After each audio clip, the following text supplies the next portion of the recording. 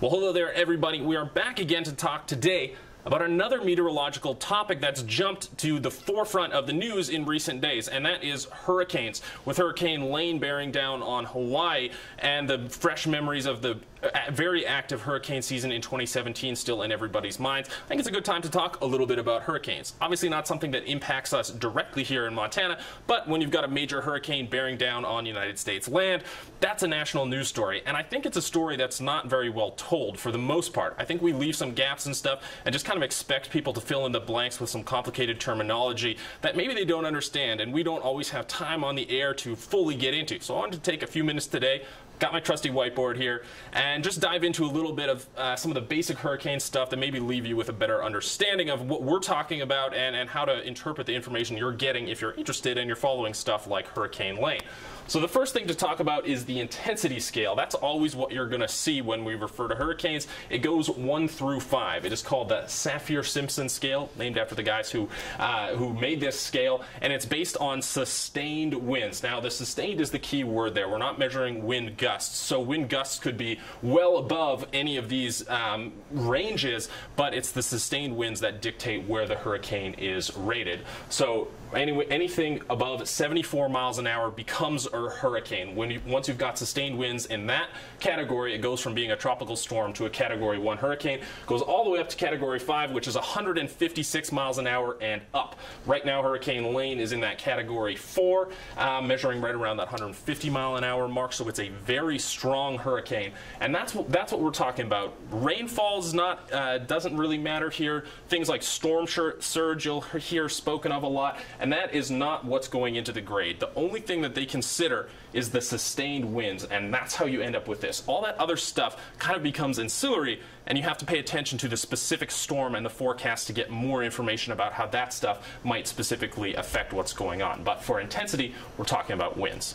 So when we're talking about hurricanes, how do they form, what keeps them going, and what do some of the words that get bandied about mean? So we're going to talk about the necessary conditions. First and foremost is a warm ocean surface that's greater than 28 degrees Celsius, or that's about 82 degrees Fahrenheit. That ocean surface is the engine that drives a hurricane. That's where it gets all of its energy, is from that warm ocean surface.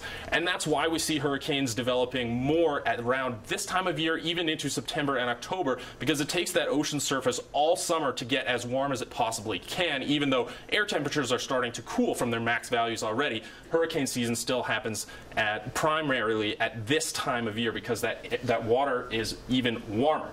The next thing we need is appropriate latitude, which is away from the equator. You think of hurricanes as stuff that impacts tropical areas, and really it's subtropical areas. That's 10 to 20 degrees of latitude. It has to be away from the equator because then we get the forces that create the spin that allows hurricanes to organize. That won't happen at the equator, so you're never going to see a hurricane there. It has to be that little bit ways north or south away from the equator.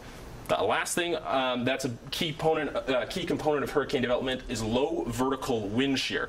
Now, this is the term in specific that I think gets thrown about without a lot of explanation.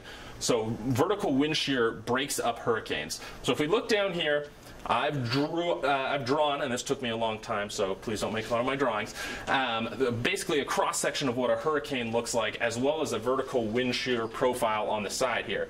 So if we look at these arrows as representing wind speed, with the longer arrow being faster wind and the shorter arrow being less, we can see here at the lower portions of the atmosphere we have less wind than at the top. That is a difference, and the difference between those two is a wind shear, and that affects how the hurricane organizes itself. If we look at this, the air rises in the cloud bands and sinks in the clear space. This is the eye of the hurricane and the lowest pressure in the center. And then rain comes out of the cloud bands. If everything is good with a hurricane, it's strengthening, it's growing, it's got this nice clean vertical profile. Once you introduce wind shear, you can slant this whole thing, and the rain will start falling into those cool air bands, and that weakens the hurricane. And you can see a lot of times when you're looking down at a satellite image, the hurricane will look skewed to one side and not perfectly circular. That's the influence of wind shear, and actually this is a big topic with Lane right now. There's very strong wind shear in the environment, and that's why they're predicting Lane to weaken in the coming days as that that wind shear disorganizes the storm and makes it harder for it to sustain itself and keep that clean structure.